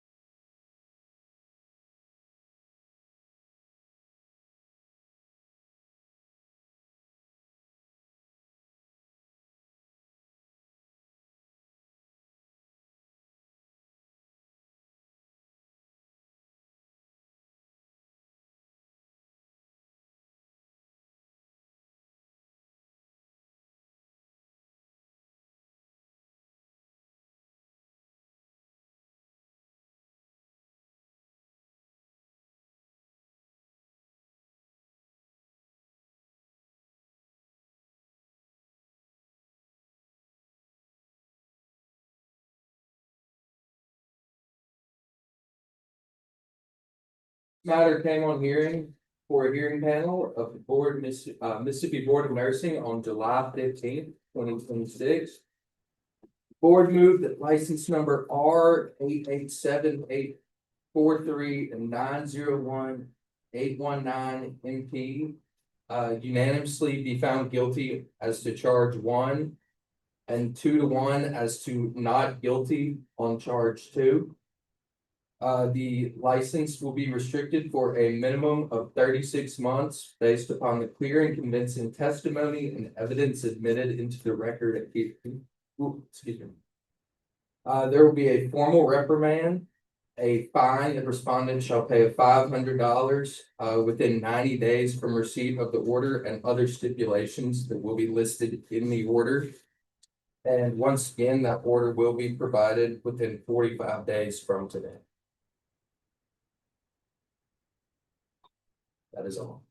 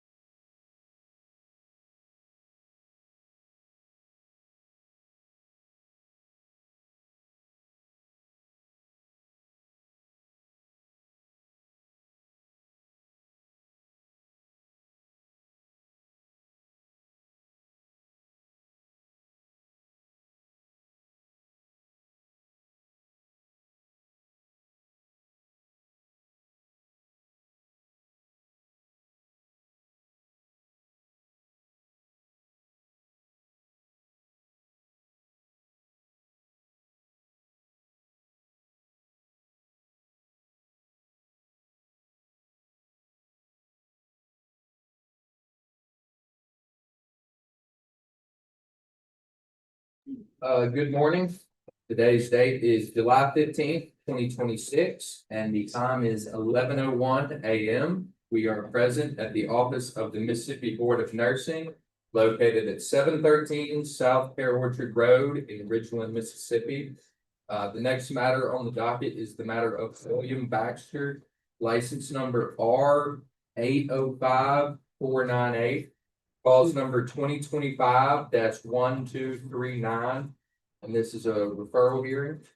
I am Sean Chun. I'm the Special Assistant Attorney General, and I will serve as the hearing officer today. My role during the course of this proceeding will be to rule on objections to questions or evidence raised by the parties, to see to the orderly process of proceedings, and to ensure that the proceedings are conducted with the applicable laws and rules. It does not appear that the respondent is here today, but still I will go ahead and ask the members of the board to introduce themselves for the record and to identify the hearing panel who will serve as the alternate and will not participate in either deliberations or decision by the board hearing panel. Probably Walker and Alton. Randy Clinton, Lacey Junior, Beverly Oliver. Will the attorney representing the Board of Nursing please state your name for the record? Alexis Morris. As previously stated, it does not appear that the licensee is here. So I will go ahead and ask Ms. Morris, will you please provide information regarding the notice of hearing provided to the licensee and whether or not the licensee has provided any reason for their failure to appear today? We plan to enter into evidence what was marked as B5, which is the notice of hearing that was sent to Mr. Baxter on November 18th of 2025, noticing the hearing for Wednesday, July 15th, 2026 at 8:30 a.m. And we also plan to introduce into the into the record, the green card acknowledging the receipt signed by Bill Baxter. That we received the notice of hearing complaint November 21st, 2025. And we also had the sign sheet checks at 11:01 a.m. and Mr. Baxter had not signed in as of yet. He did not relay to the board any reason why he did not be. Thank you. It appears the licensee was provided statutory notice of today's hearing and has not provided the board with any reason for their absence or requested a continuance. We will proceed with the hearing in the respondent's absence. Are there any preliminary matters such as exhibits or motions to be introduced? Yes, we would ask that B1 through B12 be issued into the record. Okay, hearing no objections, exhibits B1 through B12 will be marked and entered into the record.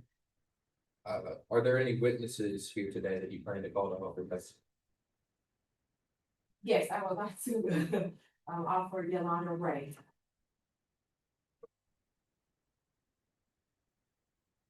Madam Court Reporter, may you please swear in with us?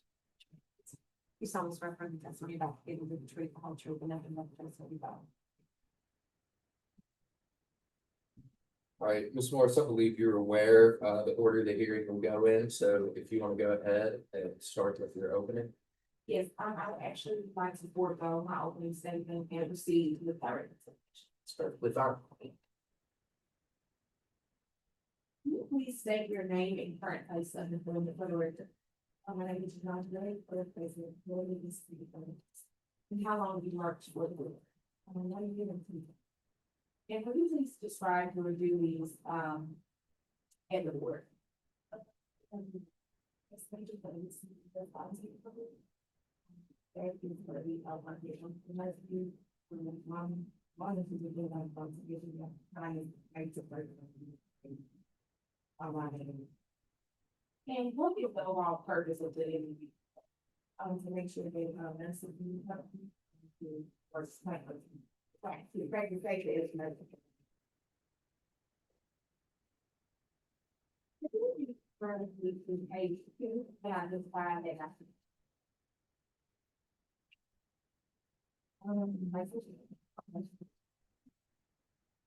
and who was Mr. Baxter, the first license?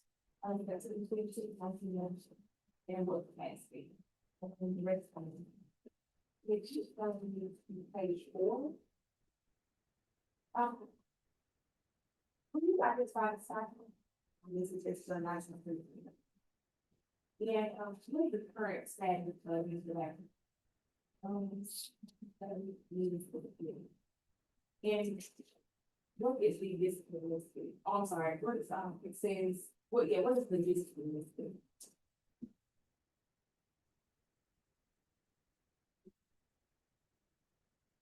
That's right.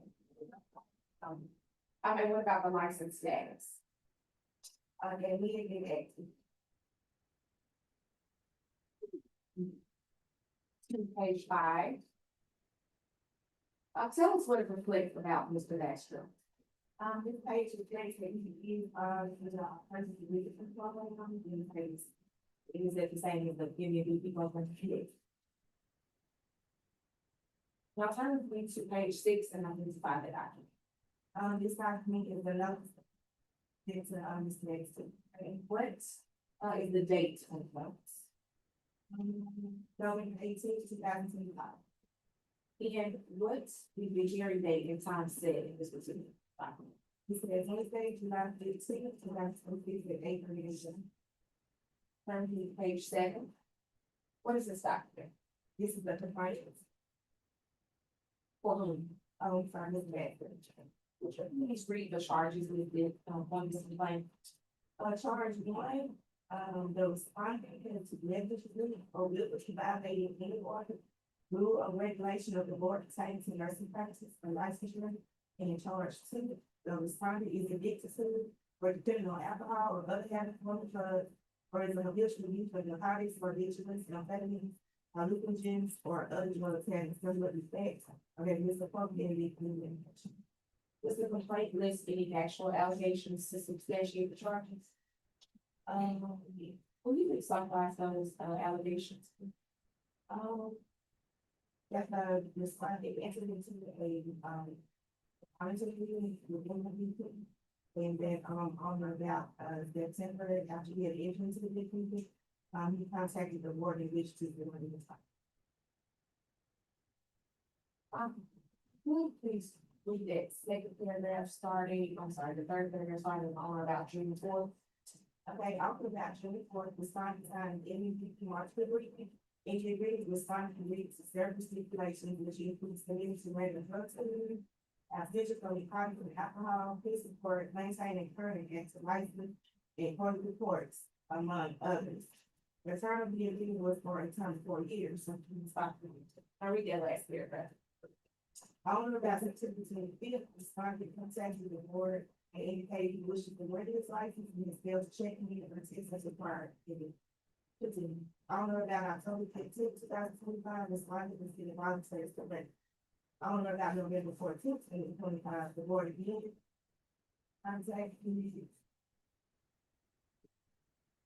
These projects were having time for president not being time. Owner about November 18th, 2025, responded, indicated he did not intend on signing this.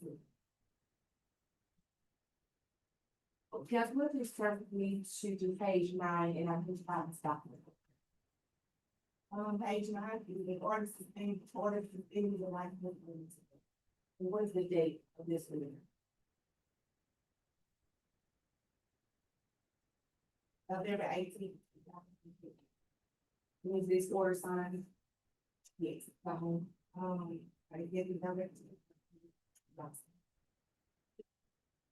Please turn with me to page 10 and identify this document. Mail certification. When is this document signed? Yes, right on. What is the date? November 21st, 2025. Can you turn with me to page 11?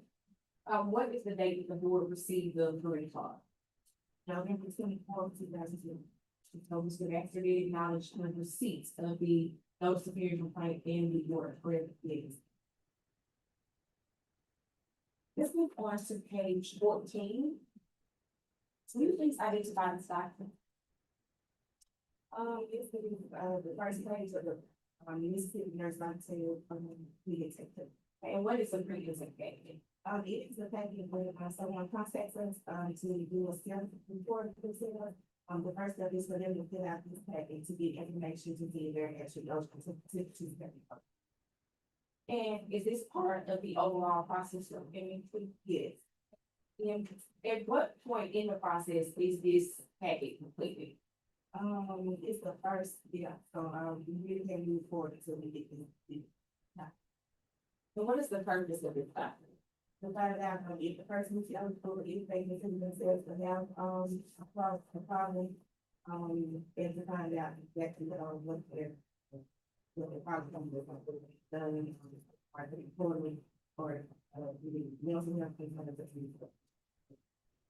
You know, one of these paper, did Mr. Baxter hold any current or past disciplinary action against the nursing license?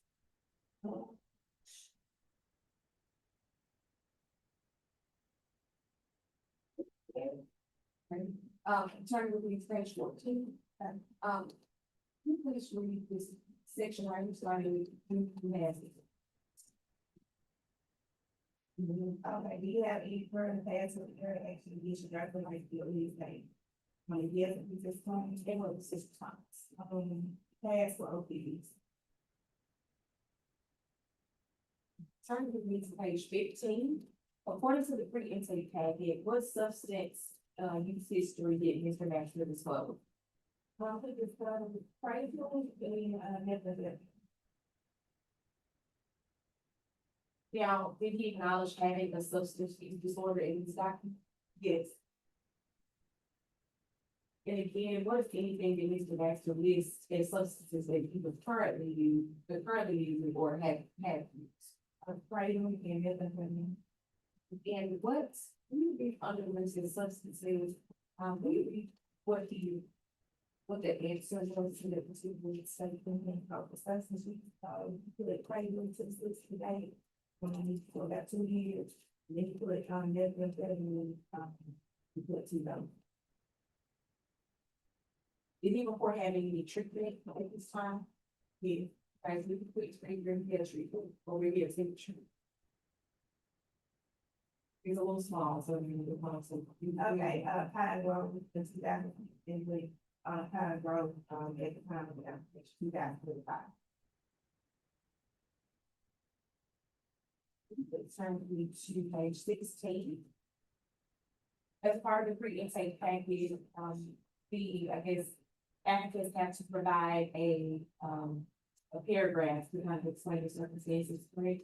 Yes. Will you please summarize Mr. Baxter's statement for the record? Stating basically that he had, been a visit to Creighton for about 2 years, and that, his attempts to stop using it had failed, and, that's what it was. Read that last. And I have not. The Edward or the 30, the opportunity.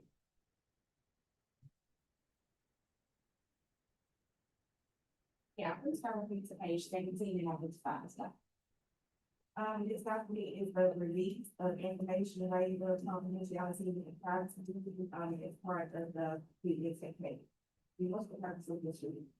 So that we can, contact people, that we can get every information about people in the line, the person. And did this for that certain this release and sign? Yeah. Who else signed this stuff? I mean, what are the dates of June 4th, 2018? I didn't put page trying to put it. You don't think recorded announcement. Once someone is the program, then they go back to work. You have to know that their party has been notified, with the word they are in the program. And so think that's what the patient continues, so this is the program, the form that they find, you know, if the party is aware that they have a lot of things monitored. Also, any drug, policy that might have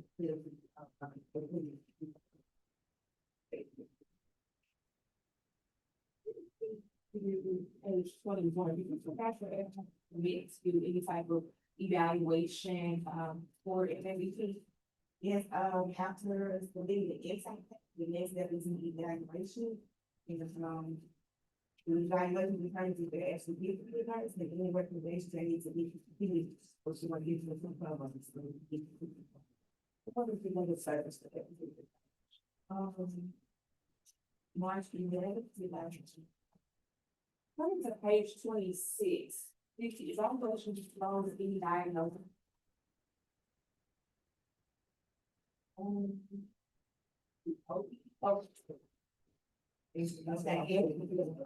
there is a diagnosis for the given. Okay, so without discussing any specific diagnosis, did the evaluator make any treatment, recommendations?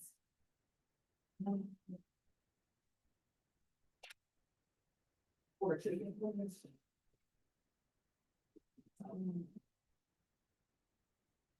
Okay, can you kind of give the panel kind of the overview of the treatment plan that's listed for Mr. Baxter?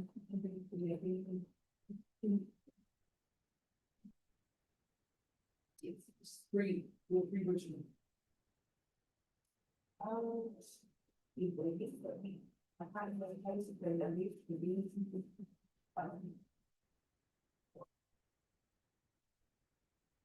It's much of it. I apologize. And it's next step, probably would start with mutual Excel, targeting depressive symptoms, start monitoring. 0.1 of the website, and start monitoring 0.1, as needed for stop the action. And then started for page 27, we continue to read to the recommendation.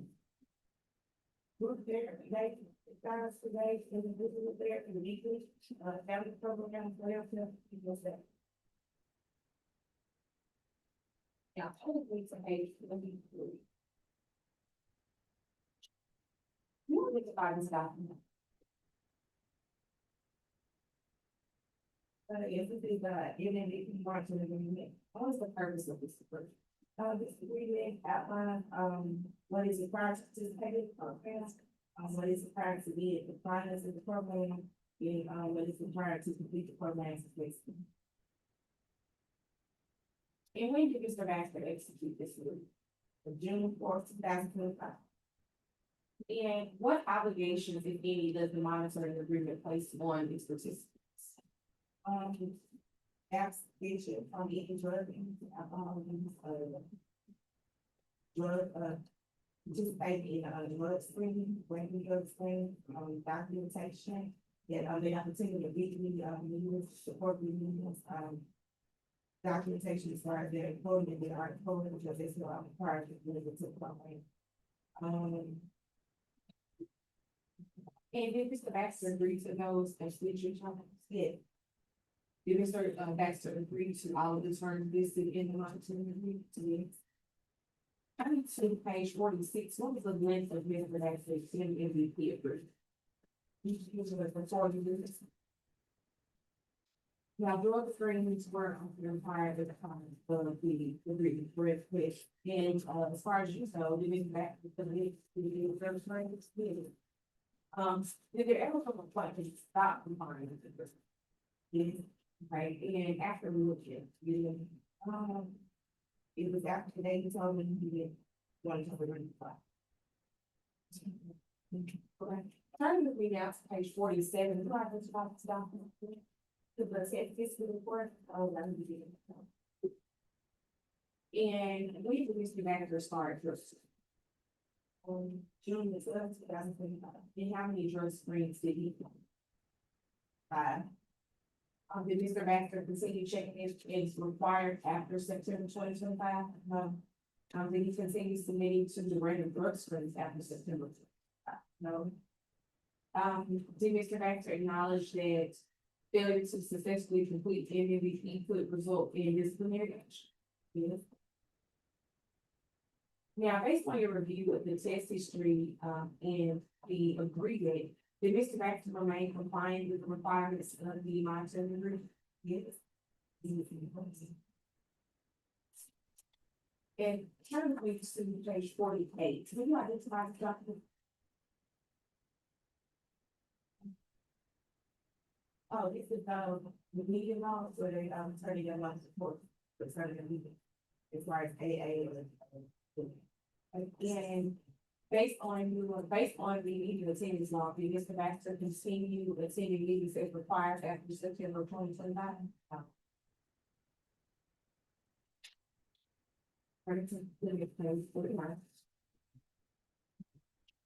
What's about the document?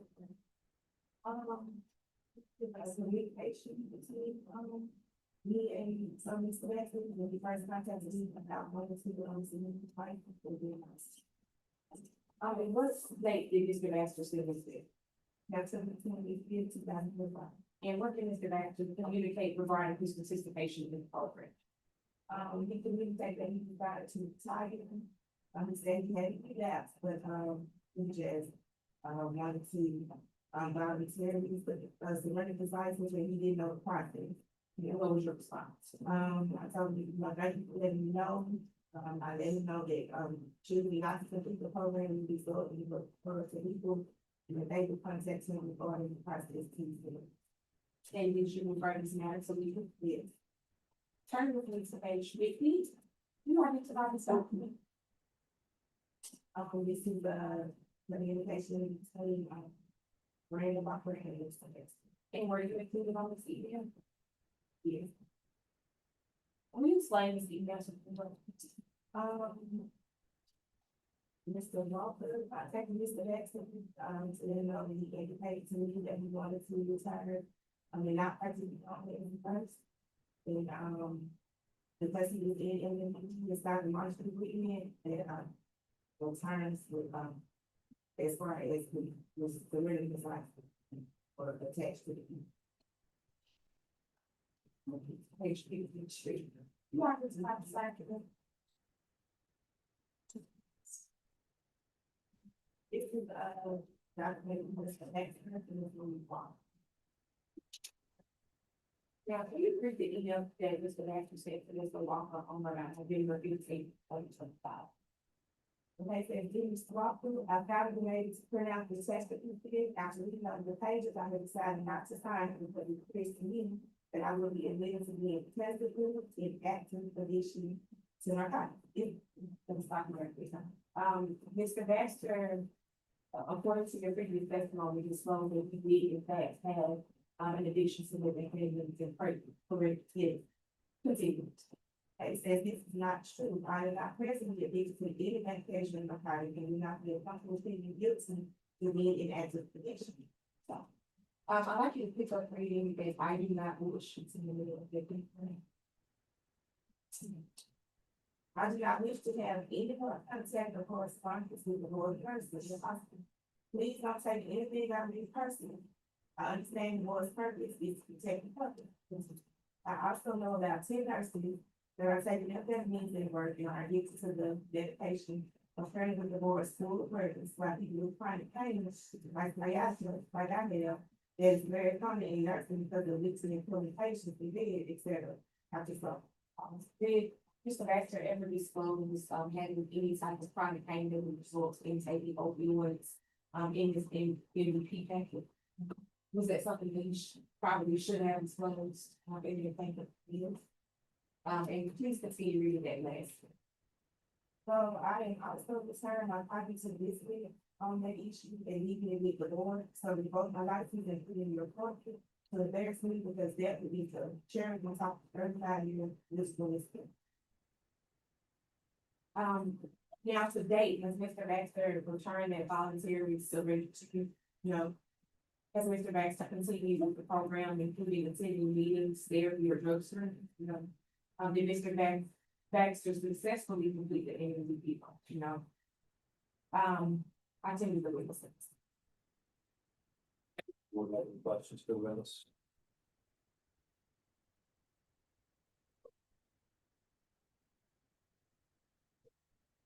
Ms. Ray, you are excused as a witness. Yeah,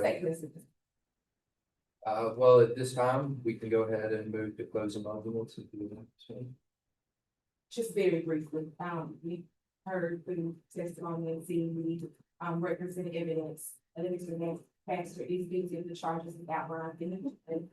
It states the MVP program states that termination or any non-compliance is unprofessional conduct and is a violation of the rules and regulations.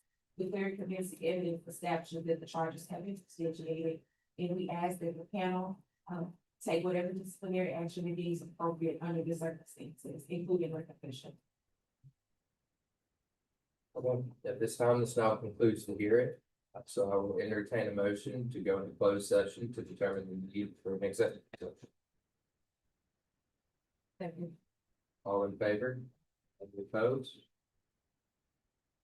I will now entertain a motion to go into executive session for the purpose of deliberating on clause number 2025-1239.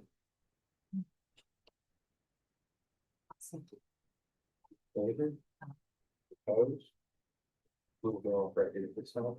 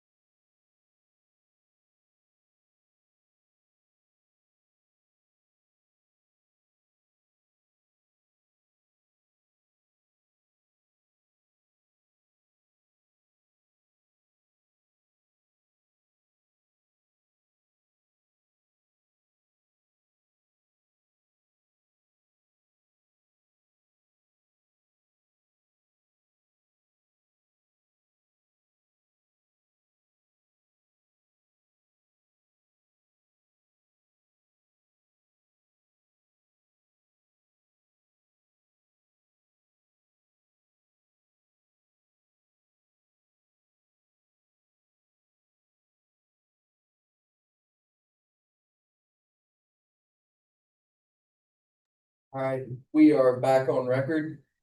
This matter came on for hearing before a hearing panel of the Mississippi Board of Nursing on July 15th, 2026. The board moved that license number R 805-498 was found guilty on both charges. This decision was made unanimously. And that license number R 805-498 shall be revoked. The hearing panel hereby imposes the penalty of revocation for each of the guilty findings herein. Said penalties shall be considered as separate and distinct and shall run concurrently with each other. The respondent may be eligible to have license restored after 1 year from the date that the hearing panel signs the final. That concludes this matter.